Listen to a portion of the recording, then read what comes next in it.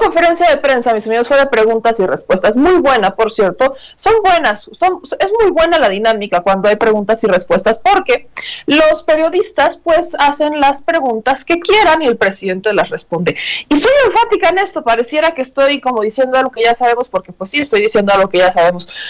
Pero soy enfática porque hoy al presidente, dos medios distintos le plantean el último informe de Reporteros Sin Fronteras, que es retomado por Reuters, en donde dicen que México sigue siendo uno de los países más peligrosos para ejercer el periodismo. Y sí, nadie lo va a desmentir, ¿no? Seamos honestos, yo no me atrevo a desmentirlo, nadie se atreve a desmentir que México es uno de los países más peligrosos para ejercer el periodismo. Más peligrosos sin estar en una guerra como lo está Siria, como lo está Israel, como lo está Palestina, ¿no? Son países peligrosos para ejercer el periodismo. Pues México se compara justo con ellos. Ocupa un lugar preocupante. Pero, ¿qué es lo que no veo claro y no veo que preocupe a los medios de comunicación? ¿Quién es el que ejerce esa violencia contra el periodista? Ahí está la dinámica. No es lo mismo decir México es un país muy peligroso para ejercer el periodismo, a decir, en el estado de Sinaloa es muy peligroso para ser periodista. No es lo mismo decir, México es un país muy peligroso para ejercer el periodismo, a decir, Tamaulipas es un país muy peligroso para ser periodista. Un estado, perdón, exacto. Gracias, señor doctor. Luego quiero que Tamaulipas sea país y Dios nos libre con ese gobernador. Imagínense, sáquenme de aquí. Bueno, no es lo mismo peras con manzanas. ¿Por qué hago alusión a esto? Esta es la primera vez que como medios de comunicación tienes la oportunidad de ir a preguntarle al presidente de la República y que te conteste. Y que no te mande a correr, que no te mande a encarcelar o que te mande a desaparecer. Lamentablemente. En administraciones pasadas, los periodistas, si publicaban algo en contra del presidente o algo que no beneficiara al Estado, los corrían de sus trabajos o los desaparecían o los amenazaban y en el mejor de los casos se iban a otro país. Eso pasaba en México. Eso ya no pasa hoy. Estamos todos de acuerdo. Yo no he visto que a Loret de Mola lo tengan que sacar de México por ejercer su periodismo. Yo no he visto que tengan que correr del país a López Dóriga por ejercer su periodismo, o a Ciro Gómez Leiva, Yo veo que todos tienen chamba, todos tienen espacio, siguen propagando su propia información. Y el caso de Broso y Loret ni siquiera cuenta como censura, ya lo he explicado en más de una ocasión. Me costó hasta que San Broso y San Víctor Trujillo me bloquearan por ventilar que la verdadera razón por la cual hoy no están en radio y televisión, o más bien en televisión en el caso de Broso y radio, y en el caso de Loret en televisión, es por la lana que querían cobrar. Broso cobraba 600,000 pesos mensuales por producción de un programa de 2 horas de lunes a viernes. 600,000 pesos al mes por la producción del programa. Entonces, con la política que entró con esta administración de dejarle de dar recursos a los medios de comunicación o de empezar a reducirles el presupuesto oficial a los medios, ¿qué pasó? Pues que estos medios empezaron a tomar decisiones ejecutivas y tuvieron que empezar a apretarse el cinturón. Y eso llevó eventualmente a que muchos fueran despedidos o que no toleraran los recortes que les estaban haciendo.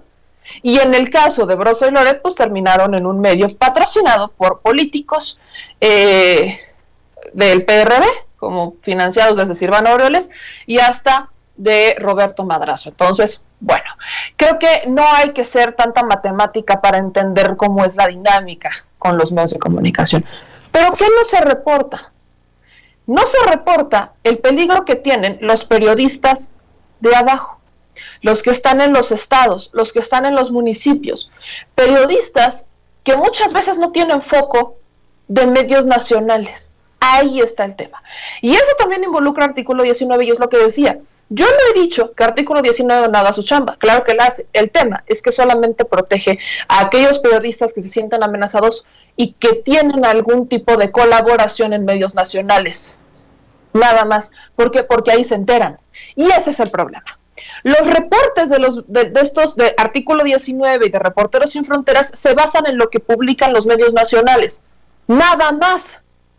Son muy pocas veces las que van y tocan base con los periodistas que están abajo, radios comunitarias, periodistas que no ganan a veces casi nada de sueldo y que terminan publicando información que no solamente afecta a los intereses de gobiernos, sino también del narco.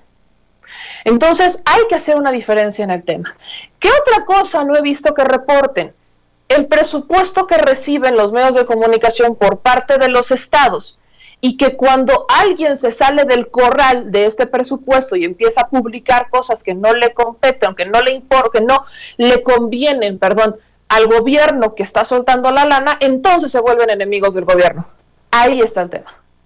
Esta administración hay que sacar al presidente López Obrador, al gobierno federal, de esta bolsa, pero no a los gobernadores, porque en los gobiernos estatales y en los municipales hay mucho dinero que llega a medios locales y a sus corresponsales de medios nacionales. Entonces, ahí es en donde se debería de concentrar la investigación. Esta información es una información muy sesgada. Es como cuando el New York Times publicaba que México estaba sobrepasado en tiempos de crisis y que los cementerios estaban que estaban agotados, que ya no se podía más y que demás, y solamente estaban retomando lo que estaba pasando en Iztapalapa. Entonces no es lo mismo decir, en Iztapalapa hay una crisis en el tema del cementerio, y aparte acotarlo porque fue por un periodo de tiempo, a decir, en México los cementerios están hasta la madre porque ya se murieron muchas personas. No es lo mismo. Y eso es lo que pasa con reportes de afuera para adentro.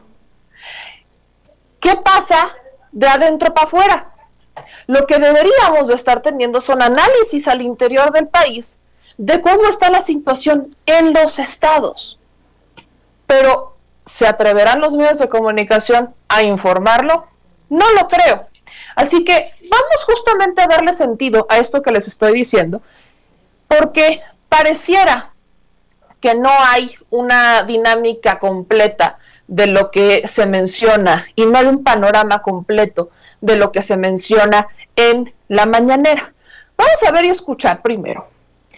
Estos señalamientos que hace el Universal, es el clip 11, mi Ceci, en donde el Universal empieza su planteamiento diciéndole al presidente López Obrador de este espionaje. Insisten en decir que México y que el gobierno de López Obrador todavía cuenta con una política de espionaje, como la que contaba Enrique Peña Nieto con el software Pegasus, en donde se investigaba periodistas y activistas que estaban en contra de la administración de Enrique Peña Nieto. Es en esa lista donde aparecía incluso Carmen Aristegui. Entonces, pensamos que estamos en estas circunstancias y se vuelve a tocar el tema del espionaje. El presidente no tuvo más que reparar en literalmente burlarse, porque pues no hay mucho que espiar, son completamente predecibles.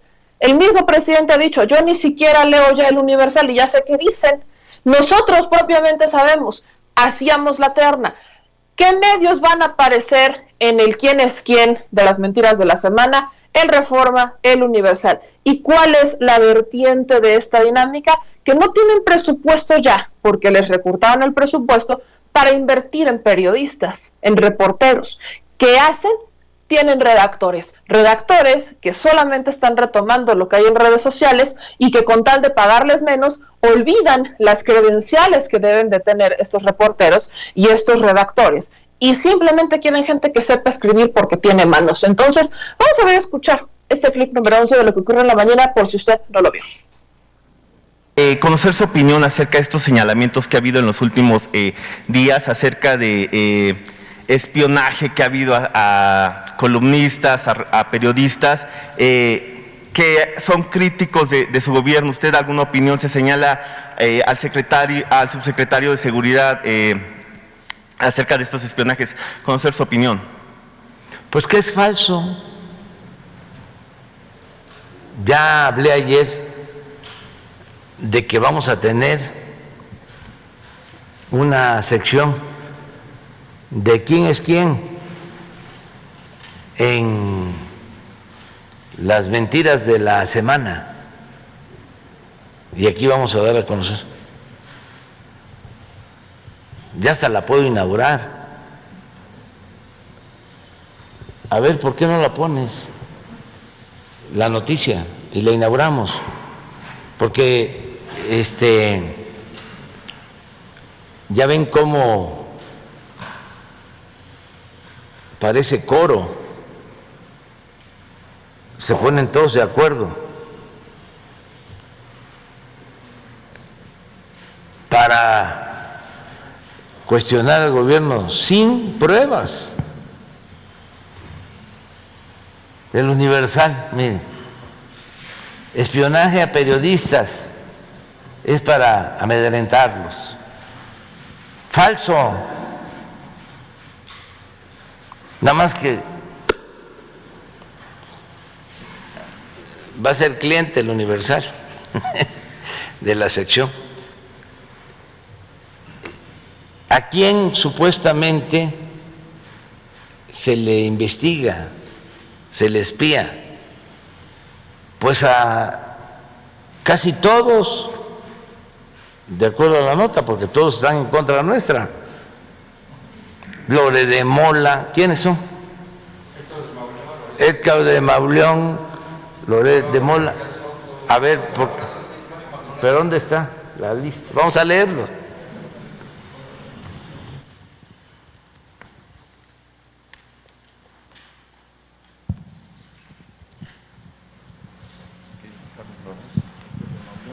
Quizá. Salvador García Soto. Carlos Loret, Héctor de Mauleón, Mario Maldonado, Salvador García Soto, Raimundo Rivapalacio. ¿Para qué los vamos a espiar? O sea, de veras, si son predecibles.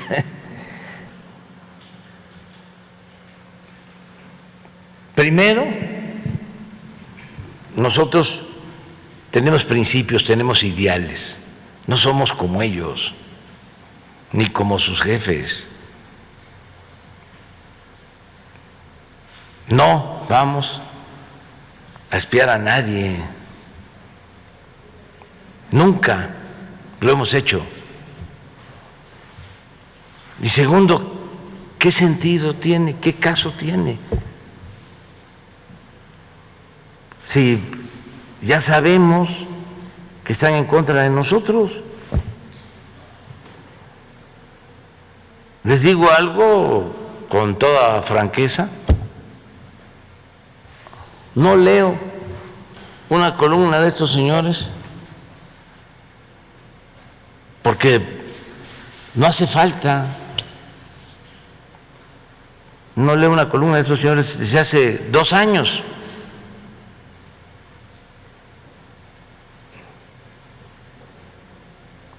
¿Para qué voy a leer una columna? Si es un lugar común.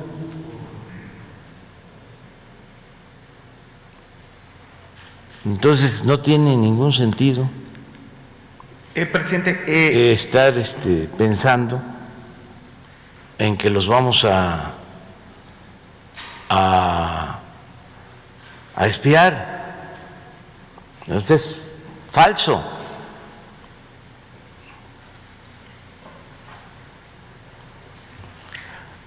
¿podría haber una investigación sobre eso? Falso de toda falsedad.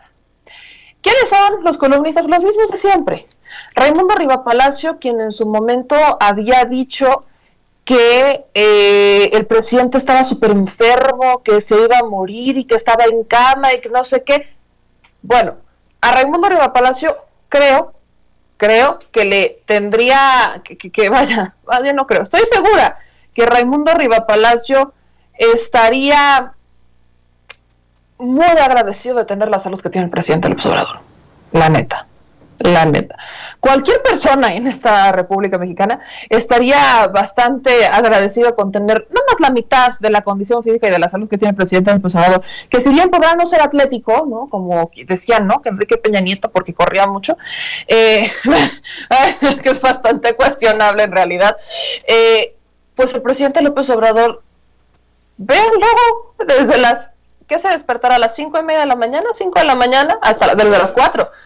Pónganle que se despierta a las 4 de la mañana y que trabaje literalmente todo el día, esté súper lúcido en las conferencias de prensa, la memoria tan ágil que tiene, sus actividades diarias, el fin de semana, irse de giras. Me encantaría que tuvieran nada más tantita de la condición, hasta a mí me encantaría tener tantitita de la condición que tiene el presidente López Obrador, para empezar. Luego, el tema de Loret de Mola, lo que les decía al inicio. Por Dios, el señor sigue chillando porque le quitaron el estelar de Televisa, ¿no? Noticiero de la mañana. Con la pena, compadre, perdón, pero quería seguir ganando una madre para la gente que lo veía. So sorry, compa. Luego, Héctor de Mauleón. Podemos seguir, son los mismos abajo firmantes. Abajo firmantes que han tenido que recurrir a los apellidos de la familia, literalmente hasta gente muerta, para sus desplegados. Y que en las ocasiones que han enviado un desplegado, los abajo firmantes han incurrido en la pésima práctica de poner gente que ni siquiera quería estar en el desplegado, o sea, falsificar firmas. Así que, vaya, creo que esta dinámica de cuestionar al presidente López Obrador por usar el espionaje para atacar a los periodistas es una tontería. Estos periodistas, ¿no? Hoy publican todo en redes sociales, sus críticas, sus cuestionamientos, y siguen publicando sus críticas y siguen publicando sus cuestionamientos en los mismos medios de siempre. Están enojados en el caso del Universal porque el Universal les redujo muy gran salario. Voy a ver si por acá tengo la nota que de hecho sacamos en ese momento, porque el Universal, aquí la tengo, recortó sueldos estratosféricos a columnistas del Universal. El periódico, que es propiedad de Francisco Ili Ortiz, resolvió recortar el 50% del sueldo a sus 3 columnistas mejor pagados: Héctor de Mauleón, Salvador García Soto y Loret de Mola, los mismos que escriben esta columna que refería el Universal. Cobraban entre 300 y 400 mil pesos mensuales por sus columnas. Entre 300 y 400 mil pesos por sus columnas. Por sexenios fueron beneficiados por el gobierno federal. Y este gobierno recortó en un 80% el dinero público que recibían. El Universal, particularmente. Así que, si tomamos esto en cuenta, creo que tenemos con toda la claridad de cómo y por qué está el origen de su cuestionamiento. No es el espionaje, mi hermano, no es el espionaje Salvador García Soto, no es el espionaje Loret de Mola, no es espionaje Héctor de Mauleón, ni mucho menos es espionaje Raimundo Riva Palacio. Es que dejaron de recibir. Imagínate perder 400 mil pesos solo porque el presidente se le ocurrió la idea de dejarle de dar dinero al medio. Esto incluso es más allá, esto exhibe al medio de comunicación, por completo. Esto exhibe al medio de comunicación, porque si el medio de comunicación entró en crisis porque el gobierno federal dejó de darle dinero, entonces, ¿cuál es la rentabilidad del medio de comunicación? No es un medio rentable, no es un medio que sea leído, es una agencia, pero no es leído. Esa es la crisis del Universal, no el espionaje. Y